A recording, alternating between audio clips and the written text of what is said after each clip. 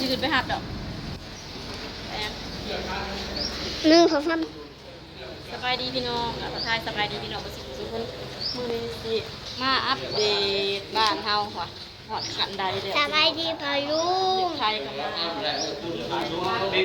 กำลังเตรียมแบบเพิ่นสร้างเพิ่นเชียร์พื้นที่เพิ่นที่เฮ็ดไปกันเลยตัวตัวเองตัวตัวเองเป็นตัวตัวเองนี่เดี๋ยวนี้แล้วรับน้ำแต่เก่ามันหมดตัวแล้วเอาดิตัวตัวเองมองยิ้มมองน้ำตาล ครัวยังบ่มี บ้านมาแล้ว ประเมินกันไอ้บางแล้วไอ้บางมันเห็ดวางท่อบ่อนของหน้าพี่น้องของส้วมจ้าสั่งก็คือไอ้บางนะมันลุยขี้ตมตั้งแต่ประมาณจังโมงว่ะแต่เศร้าๆพี่น้องเพราะว่าพ้นโต๊ะเทียนบ่อนเขาเจ้าขุดบ่อนเอาท่อลงนะบ่อนปอกนะ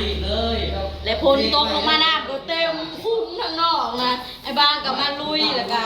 เอาขู่เอาวิญญาณส่วนขี้ตมขึ้นเดี๋ยวสิพาไปดูตอนดาวเขามาเพิ่นบอกให้มาซื้อลงมือหายลืมเลยบ่ได้โทรศัพท์มานำก็เลยบ่ได้ถ่ายพ่อเจ้าลินที่ต้มเช้านี่จะบ่มาเบิ่ง อลีบอกอลีตอนส่วนที่ต้มอยู่หั่น ไอ้บางส่วนที่ต้มเช้านี่สิว่าเอาบ่ได้นี่ส่วนที่ต้มเพราะว่าเฮาขุดเนาะเวลาฝนมันมาตกระวังดูดลูกหันลูกทำมาอุ้ยมันสั่นว่าลูกสิลายตาเลยดิไอ้บางนะมาตักขี้ต้มลงแล้วนี่จนเปื้อนเวิดฝนตกลงมาแห้งเนาะนี่เพื่อกาลงไปเอาแนวสวดแล้วก็ขู่ลงไปตักว่าแม่นลินบุญบังไฟสุดท้ายกับบ่มุมไอ้บางว่าจะหายสร้างเฮ็ดหายเลยแบบยันมันสานะเฮากับพาเอาเด้พี่น้องอีพอโทรไอ้บางกับข้าเวียก็ต้องได้มาเฮ็ดหายคือเก่านี่ห้องน้ำน้อยอยู่ข้างในจ้าไอ้บางก็ลุยขี้ตมไป1 ดอก น้ำ ไอ้บางเป็นให้ทุกอย่าง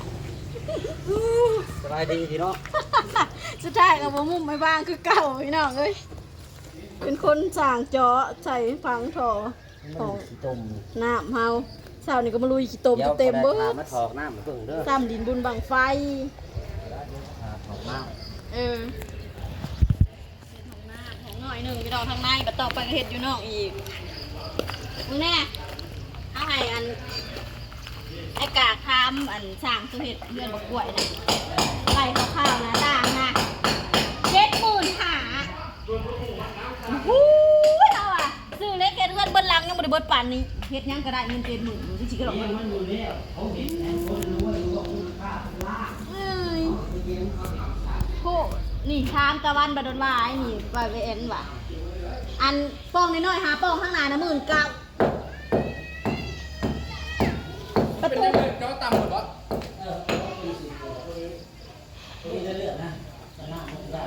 เขามาเบิ่งกันหนู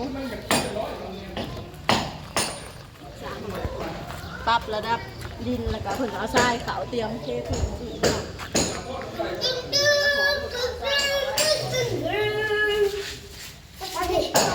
มาเปิดห้องน้ำปะ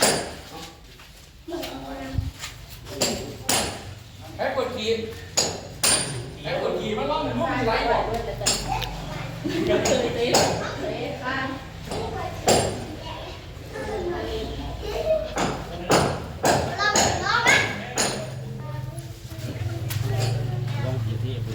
เด็ก หมดแล้ว ปั๊มเงินปั๊มเดียวกันนะปั๊มเดียวกับเพื่อนดิ ได้บ้างหลาย ฮะ ใส่รถกระดาษรถถอยเด้ใส่ให้เสียดีไปไปลูก ได้เอาอันนี้เอาไปไว้ก่อน ๆบ่าวตายบ่าวไปนั่งฟังไปมาเบิ่งไอ้บ้านเฮ็ดของนะ เอาปูนครับใช่มาไว้ตั้งปูนได้ตามมาสวยปูนเด้อมันเป็นอะไรเอ้ย ปูนบ่ มันทันแล้วมือน่ะ ประมาณเอาอีก7 ห่วยนี่นี่เขาท้อง2 กะว่า เอาอีกได้ที ประมาณเท่าใด 50 ไป53เนี่ยเป็น70เป็น80嗯เป็น805353 2เป็น80 เพราะอะไรอันนี้มันวันนี้ถ้า3หนึ่งโล 2 คือว่า23 น้ำใหม่แบบนี้เลย หมดเป็ดพริกตุ่นไหลก็หันไล่เป็ด เอา50ไป 10เนาะ 1 2 3 4 5 6 52เป็น73แบบนั้นก็ได้ ว่าห้องนี่32ในห้อง ตามห้องนี้ เจ้าของหอ 30แล้วก็ โอ้30 32ตัวนี้เท่าไหร่30ก่อนนี่ เก็บตัวนี้ 30ก่อนน้อยกว่า30 6 7 เก็บ42สำหรับอะไรวะ30 40 72 อืม70 มา50ก็ได้ไม่ใช่23นี่ เขาบ่ได้เป็น70 ท่านว่าอันนี้มันหนาดิท่านหนานะพี่ ไล่แล้ว อืม ได้เป็น73ต่อมาแล้วลองก่อนนึงเอามา50 ก่อนไม่ถึง บ่ได้มีเป็น23 มา50ก็จะเอามาอีกห้องอะไรคือว่า ลงมาแล้ว เบิ่งได้ในเป็นของ ไล่หมดเลยฮะ อะไร จ้าโอเค แง่งบัดนี้ เอาเลยก่อน ผู้ นี่ ปิด เปิ ด้วยนะดพอดีเลย ปิดไปผูดีเจน่ะ มันใช่ที่เขาว่าอันนั้นของอันนั้นเรื่องก่อน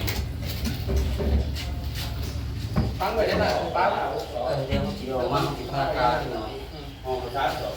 ห้อง6เปาะ6เจาะทางหลังเนี่ย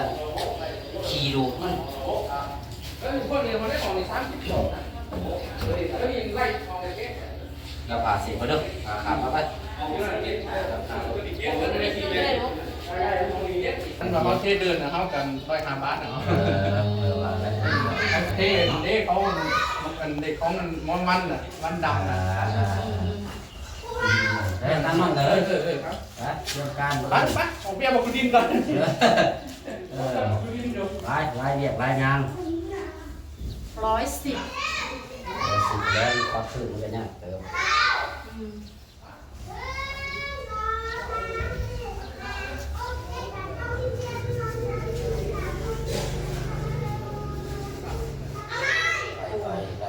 ขาปูนเด้บัดทำมาซะก่อนเนาะ อันเงินนั้นก็ได้เพราะค่าสร้างค่าเอาเทน บ่มีเงินสักกี่ มีสิบอกเพราะเขานั่น พี่พอเราไปใส่เอาใส่4,000เงินป้าต้อยหายไป2,000อีกได้แต่นั้นน่ะจ่ายสร้างค่านี่เด้หัวจะถ่ายก็12,000เบิดอย่างถูกเลยจังมีเงินจะกี่ได้มีแต่2,000ในแต่เงินหายเท่านั้นแหละ ดำมันก็แล้วเขาไปที่ธนาคารว่าของผู้ธนาคารสาธารณรัฐมันโอนอยู่นะ โอนบ่ได้ ต้องจากธนาคารอยู่แล้ว งง ไม่ได้ธนาคารเดียวกันเลย โตอันนั้นมันคือขึ้นได้เบิดบ่ มีนิดหน่อยมีนิดหน่อย เออแม่นเลยก็มาได้ เขาได้จ่ายค่าสร้างนะเพราะค่าปูเนี่ยจะเซ็นแล้วไว้เงินออกจะจ่าย แล้ แล้ว ว เพราะว่าแล้วไม่แต่งว่าเอามาหายก่อนแน่ว่าจะ10,000โอนมาหายก่อนแน่จะ10,000 ถ้าเราเซ็นได้ก็ เขาละสิอันน่ะเราบอกจะเอามาจากแทนอะไรอยาก3เด้เพื่อนบ่มีเงินพี่น้อง ต้องแยกสร้างมันกับบริษัทแล้วนี่จะแพ้หมื่นแล้วเนาะทำก็80กับ ห่วย มันจะเป็นเงิน8,900 8,000ปลายเลยเป็นก็แต่8,900แล้ว สั่งปูน ไปหมื่นนึงแล้วก็ค่าอยู่ค่ากิน ไปชิมก็ชิโร่สั่ง ร้านโทรศัพท์มา เจ้า ได้แต่โทรศัพท์ร้านอยู่ผม ได้อยู่เนาะ เดี๋ยวมาโทร แล้ว เรา แหละ ส่งโทรศัพท์ กันลงลูกอย่าปีนหน้าต่างเอาอันนี้แม่นี่บ่ปีนลูกไปสิไปปีนหน้าต่างนั่นสิเพนั่นพงกระเป๋านะ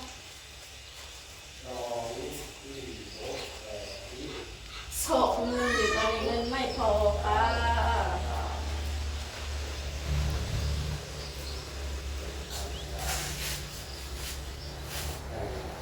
จะมา